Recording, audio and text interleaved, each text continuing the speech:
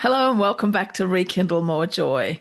I'm Janet Dalgleish, and in this season, Rekindle, we're exploring how women can reconnect with and reclaim the joy of fulfilling our purpose in the world, whatever that might be. So, there's been a lot of distraction happening lately, and what I want to talk about today is focus because there is so much going on in the world right now. We've got a bunch of stuff happening in Australia. We had a hate crime, a big hate crime happened in Bondi Beach. We've got fires in my state. We've got a lot of stuff going on in the United States, a lot of stuff going on in Europe and all around the world. So it can feel really overwhelming. So I want to share a mantra that has sat front and center in my home office. It's the one that maybe has helped me perhaps more than any other over the past few years, particularly in the context of me retaining my joy in my purpose, still feeling the joy of showing up, whether things are not going right, whether they're going right or wrong, however, whatever happens to be going on around me. It's this mantra that keeps me going. And it is liberation through constraint. I literally have it written on a big chalkboard in my office. This is founded on the concept that my attention, my energy, and my focus are precious resources, and I should be the one to say how they are expended. And it regularly helps me to, when I remember this mantra, it regularly helps me to replace burnout, compassion, fatigue, and exhaustion with compassion. And that leads me to be better at my job, have more joy, have sufficient energy to engage with the activism that is also an essential part of my life. And it's founded upon this concept that it is my right to author my own constraint, to choose my limitations, to decide when and where I say no and when and where I say yes. And some of what I'm about to say and share with you probably won't come as a surprise. You've probably heard it before, but I just wanted us to all kind of get on the same page with this. Because we live in a culture that is obsessed with freedom, with options, with limitless possibility, and is also simultaneously underpinned by multiple systems that seek to control and limit us in both very grand and very subtle ways. Systems that say only certain people have access to freedoms and limitless opportunities. And that's a whole big discussion for some later conversations. Today, I just want to focus in on, pun unintended, focus in on our relationship with our own work, that place where we want to experience the joy of purpose fulfilled. Because in this space, infinite choice is like water. It is absolutely essential for daily life, but too much of it in the wrong place, like a lung, will kill you. So we live inside this story that says more options equals more freedom. More input equals more intelligence. More responsiveness equals more competence or more connection. And on top of that, women are regularly praised for being adaptable, available, responsive, emotionally attuned, endlessly flexible, and biologically designed for multitasking. So I'm going to start with debunking that last one because fairly recent research has shown that human brains don't actually multitask. Instead, what happens is our brain task hops. It switches extremely rapidly between multiple tasks so that it feels like we're doing them all at the same time. But actually, they're doing all of this switching back and forth, and it's a huge drain on our energy. And we aren't necessarily conscious of that drain while we're doing it because we're sort of in the moment, so we don't realize just how much it can contribute to exhaustion. And sometimes it's essential. So for example, it can be really doable for short periods of time, like when you're cooking a meal and you're paying attention to multiple different factors within the process.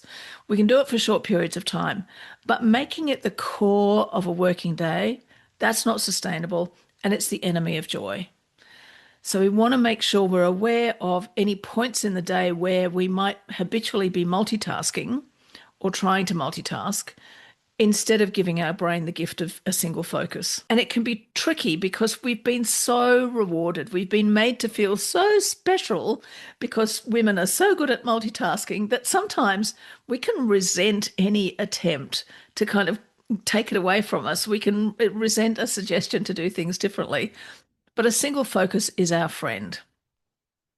You might have heard about the concept of flow. This is a phenomenon described by social theorist Mihai Csikszentmihalyi, described as being completely absorbed in an activity in a way that leads to deep enjoyment, peak performance, and a loss of self-consciousness and time perception. It's this feeling of being in the zone or in the groove where we are so focused that we are enjoying whatever we're doing, and we usually enjoy it regardless of how much we're being paid for it, what else is happening around us, what else might be going on in the world. If we can find these moments of flow, it's so valuable, but it's fragile.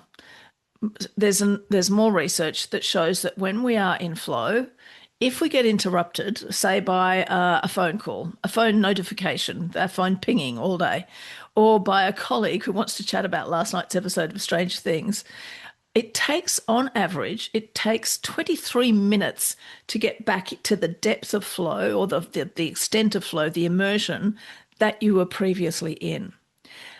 And if your brain is the least bit neurospicy, your relationship with flow and task hopping and focus can be even more challenging because how you do focus might not look like so-called normal. The good news is that when your brain is supported to choose focus rather than being pulled in 20 different directions, we can reliably predict that you'll experience some of the following outcomes: better productivity, faster mental processing, enhanced memory processing, more access to creativity, increased problem-solving activities, less exhaustion, stabilized energy, and each one of those increases our capacity for joy. And here's the thing, focus isn't about discipline or willpower, and it isn't about how one is supposed to do it, especially if your brain is neurospicy. It means a process of experimentation and learning. And while this is not my area of expertise, all the different possible ways to get focused, there is a ton of help out there. And I do know that one person's ideal age to focus is another person's anathema. For example, when I want to get focused on particular tasks, I have to leave my home and go work in a place where there's a bit of background hum. So a cafe, the sort that's got carpet on the floor so it's not really loud, but just a background hum, or the local library. Complete silence makes me really tense, and that distracts me if I feel on edge all the time. Being at home is full of domestic distractions, like, my eye lands on the curtains that need laundering, or I notice the pantry door that I forgot to close, and I have to go. My brain has to stop and make a decision. Do I go and close the pantry door, or do I finish this task I'm on? That's just whether I get up and go and close the door or not, it's still a distraction. It's a cognitive load for my brain. So for those particular tasks, I leave home so that I can stay focused. But there are some other tasks that I have to be at home for because there are certain comforts within my home environment that make it easy for me to focus on those tasks. It took me years to figure this out. A lot of the time, most of the time was taken with me getting off the myth that someone else would have my perfect solution for focus. And then it took some trial and error to play with what works and what doesn't, some observation and some playing with different solutions and letting go of any judgment because I remember years ago when I first discovered that for a particular task, I did it best in a noisy-ish cafe. And I was sharing this with a colleague and she poo-pooed the idea. She was really against it. She said, no, you can't possibly concentrate like that. And she was so sure of herself that I second guessed myself and kind of went, I must be wrong. It can't possibly be a good way to focus. What's wrong with me? And of course, what's wrong was I was listening to her instead of listening to my guidance. So focus, this sense of self-authored constraint, is all about how the brain allocates energy. Your brain is expensive to run. It uses about 20% of your body's total energy. So it has evolved to be highly, highly efficient. That means it likes to prioritize, to filter, to create sequence, to observe, to notice patterns very quickly. And it likes to complete things. When your brain knows what matters right now, the part that is responsible for planning and insight and creativity and meaning, the prefrontal cortex here at the front of the brain, comes online more fully. But when everything around you feels equally important or equally urgent, your brain struggles to prioritize. So it kind of defaults to a threat management as the highest priority, and that puts you on edge.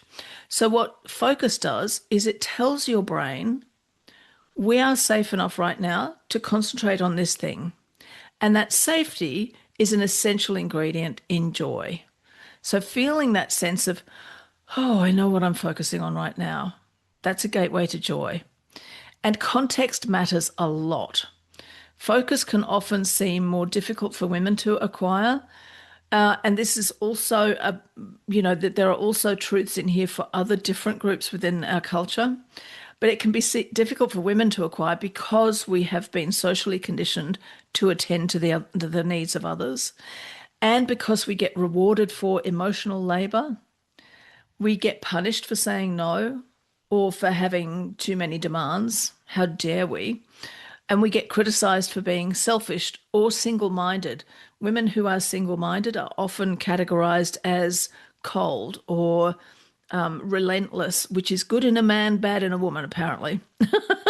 And many of us have never learned to protect our focus, not because we're incapable of it, but because it's been socially dangerous to do that.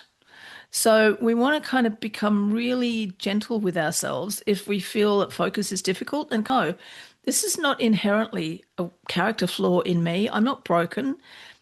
It's just that I've been trained to step away from focus because focus might be dangerous.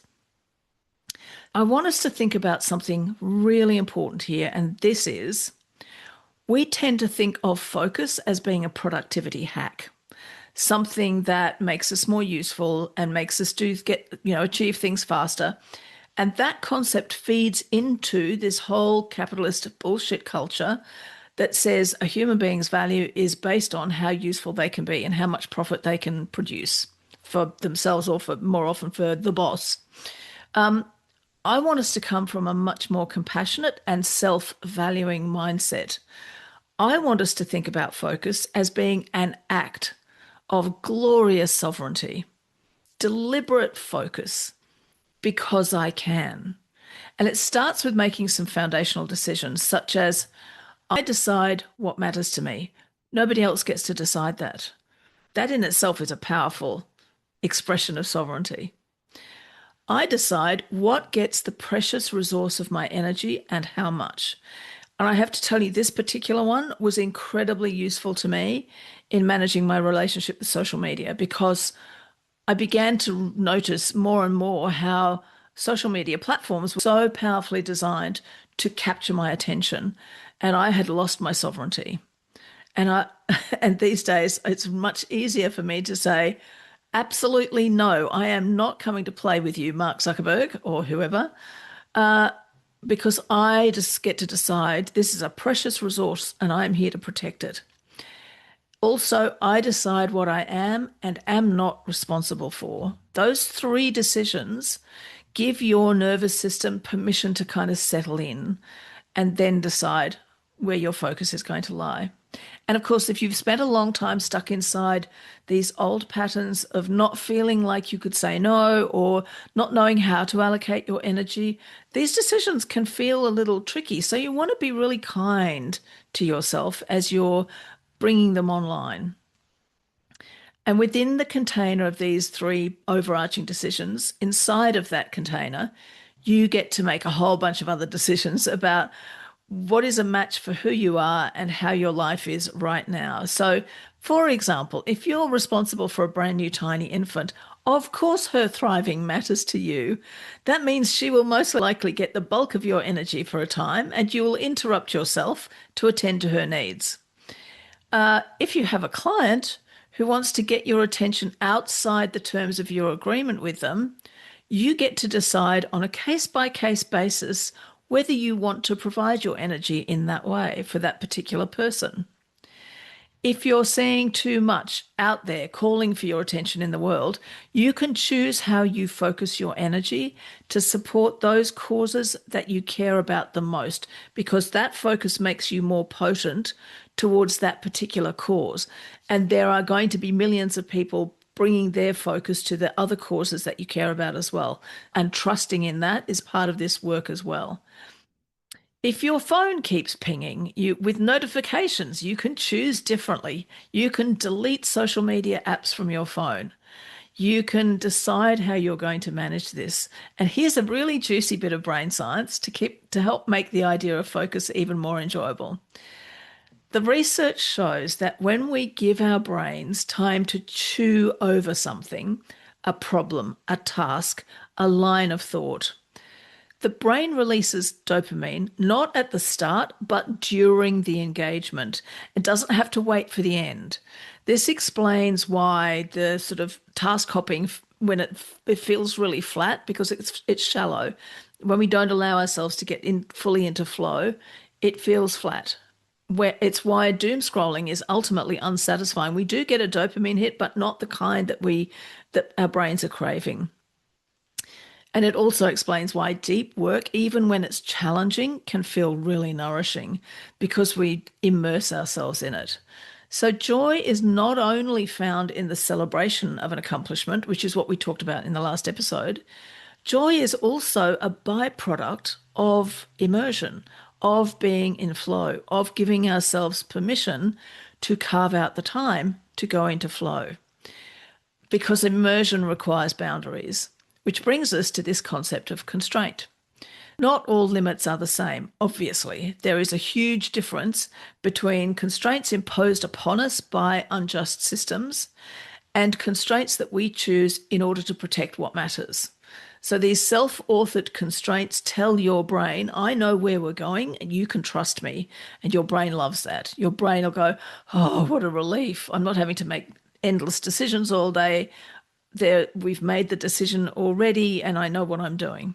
So here are some examples of self-authored constraint. Dropping some things from your basket of things that you're going to care about this year or this month. You can let them wait. Or you may even decide that eventually that they're not for you anyway. When you're setting up your plans for the day, your to-do list, stick to the maximum 3 key things you're going to do. I really like to try and limit myself to 1 or 2 core priorities. And then I can add extras if I have the time and the energy. That feels much better than having a list that's long enough to choke a horse and looking at it and managing to only pick off 2 things and feeling completely inadequate by the end of it. And one tip that I find incredibly useful, which is more about managing to-do lists than about constraint, but I want to give it to you anyway because it's a really good one. When you put something on your to-do list, instead of writing the thing itself, like write a new web page or make a new offer, put working on at the front of it. So work on writing a new web page, working on the new offer.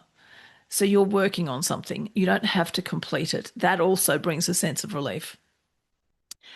Say no to work that dilutes your energy.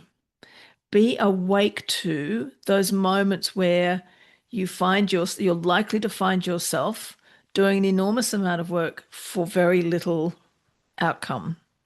So, for example, the very lengthy reply to an email that doesn't really advance the conversation in any way, shape, or form.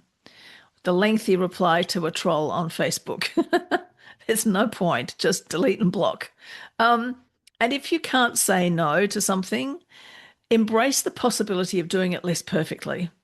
There's a great, a favorite saying from one of my mentors, Lisa Hayes, which is launch at 80%. And it's the same for all kinds of things. We are so habituated to doing things at 120% because we've got to constantly prove ourselves. We forget that we're allowed to do it at less. Our 80% is quite honestly some other people's 120%. So trust that your 80% is not just good enough, it is excellent. Choose to focus on incoming information that actually matters to you. This is where being very alert to how we manage our incoming social media information and news information is really, really critical. We can either create a container of time. I will spend 20 minutes checking the news and that's it. Or we can make it limit the number of platforms. Instead of having 6 social media platforms, I will just have one. However it works for you. But it's your energy that is being sucked into places like social media platforms and news outlets because they're all doing it in order to sell advertising to you. Instead of allowing your energy to be simply kind of hoovered up by all of these platforms, create a finite container for your attention. This isn't restriction, this is orientation. You are not restricting yourself, you are orienting yourself. And this is where our old friend from the last episode, Saturn, comes into his own. So if you remember in the last episode, he's a fabulous ally for celebration. He is also a fabulous ally for constraint. He's known as the Lord of Limitations. And in our freedom-loving world, he's been mythologized as harsh or punitive or joyless. But Saturn's genius at constraint represents structure that makes mastery possible. And your self-authored constraint is made out of this energy. That's what it's built from. And it functions like the concrete launch pad beneath a Saturn V rocket. Without that concrete pad, the rocket doesn't fly at all. It just sprays fire and fuel all over the ground and probably falls over. It's the pad that allows the rocket to escape Earth's gravity. So this structure that we see embodied in Saturn is not about limiting freedoms. It's about enabling escape velocity. And your brain will respond to that kind of structure with relief. So here's a simple practice you can try this week. Choose one small area of your work and notice how you feel in your body when you think about doing it. First of all, ask yourself, what would focus look like here? What would I include and what would I exclude? And then ask, what am I willing to stop doing in order to protect that focus? Not forever, maybe just for now. So it might be, I'm willing to put my phone in airplane mode while I focus on getting that podcast recorded. Or it might be, I'm willing to snooze that very distracting Facebook user that keeps getting my attention. Or it might be, I'm willing to have the awkward conversation with that colleague who keeps wanting to chatter all day long. Spend a moment imagining that you've already made the decision to be the authority in your life and that you have committed to that focused care, that tending of your focus, your attention. And notice what it feels like in your body when you make that decision and you know it's made and there's no more second guessing. Many women will report feeling calmer or clearer, lighter, less resentful, more in control, even a sense of eager anticipation, even before you've made any concrete physical changes. Just imagining what it might be like to have that constraint, that self-authored constraint at play protecting you. Just imagine what it feels like. And if you felt any of those positive things, welcome to your nervous system responding to coherence. And if you felt a sense of, oh, but how on earth could I ever do any of this? We'll be talking more about these kinds of things in later episodes. For now, you can try practicing the mantra, it is safe for me to be the authority in my life. It is safe for me to be the authority in my life. And keep practicing it until it really sinks into your bones. Liberation doesn't come from doing everything or from constantly having to decide between a whole big smorgasbord of stuff. It comes from choosing what matters most and letting the rest fall away. Focus is not a failure of ambition. It's the structure that allows ambition to become really satisfying. Constraint, when chosen, is not oppression. It is self-authority. And Saturn can be one of your best allies for the joy that lives inside that self-authority. Thank you for spending this time with me. In the next episode, we'll continue exploring how women can reclaim joy, agency, and sustainability in our working lives without losing ourselves in the process. And until then, shiny ones, I'm sending you all the good vibes for protecting your focus, trusting your chosen limits, and boosting your joy.